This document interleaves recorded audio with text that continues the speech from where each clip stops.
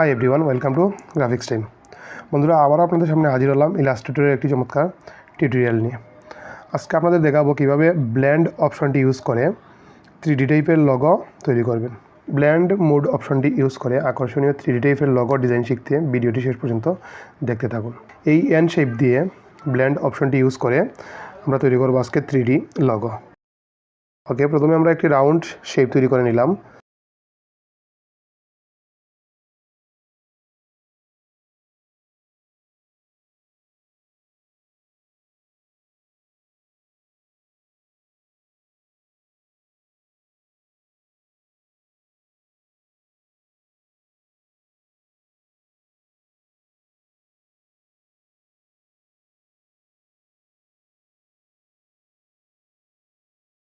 দেন আমরা এখানে গ্রেডিয়েন্ট দিয়ে একটি কালার তৈরি করব।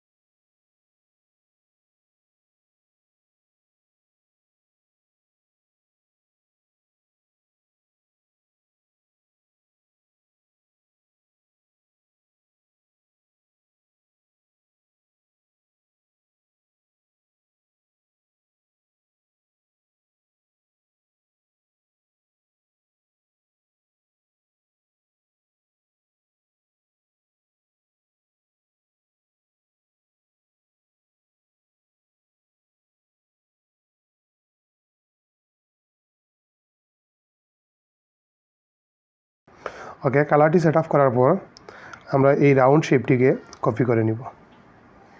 সো তার জন্য কিবোর্ড থেকে কন্ট্রোল অল্টা এবং শিফট বাটনটি চেপে টান দিব। ওকে, দেখুন একটি শেপ এখানে কপি হয়েছে। এখন আমরা কিবোর্ড থেকে কন্ট্রোল প্লাস ডি বারবার চেপে চেপে আমরা আরও কতগুলো শেপ এখানে কপি করে নিব।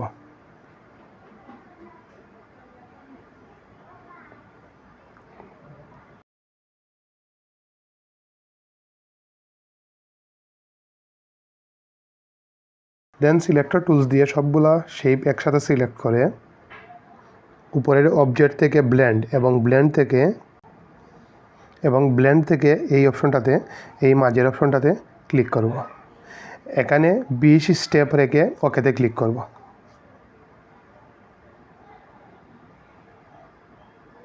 ওকে, তারপর আবারও উপরের অবজেক্ট থেকে ব্লেন্ড এবং ব্লেন্ড থেকে মেকে ক্লিক করব। দেখুন এখানে একটি শেপ তৈরি হয়ে গেছে।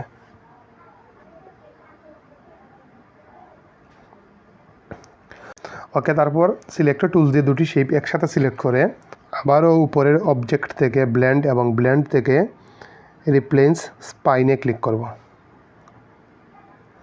ওকে, দেখুন নিচের শেপটি এনের মধ্যে সেট হয়ে গেছে। দেখুন এই এনের মাঝের লাইনটাতে অনেকগুলো গ্যাপ রয়ে গেছে। সো এই গ্যাপগুলো পূরণ করার জন্য আমরা শেপটি সিলেক্ট করে উপরের অবজেক্ট থেকে ব্লেন্ড এবং ব্লেন্ড থেকে এখানে আমরা 500 স্টেপস দিয়ে ওকেতে ক্লিক করব। দেখুন গ্যাপগুলো অনেকটাই ফিল হয়ে গেছে। দেখুন এই শেপটির উপর এক্সট্রা কিছু রাউন্ড শেপ রয়ে গেছে। সো এই শেপগুলো এখান থেকে আমরা ডিলিট করে দিব।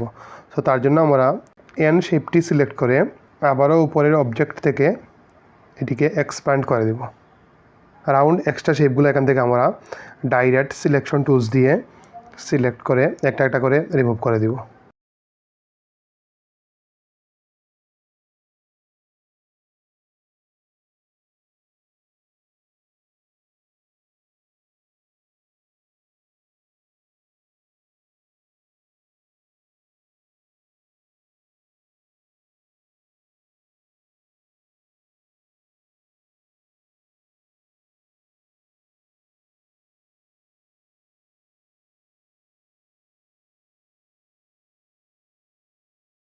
সো বন্ধুরা, দেখুন খুব সিম্পল কিছু টিপস অ্যাপ্লাই করে ব্লেন্ড অপশন দিয়ে আমরা একটি চমৎকার 3D লোগো তৈরি করে নিলাম। সো বন্ধুরা, ভিডিওটি যদি ভালো লাগে অবশ্যই চ্যানেলটি সাবস্ক্রাইব করবেন এবং লাইক করবেন।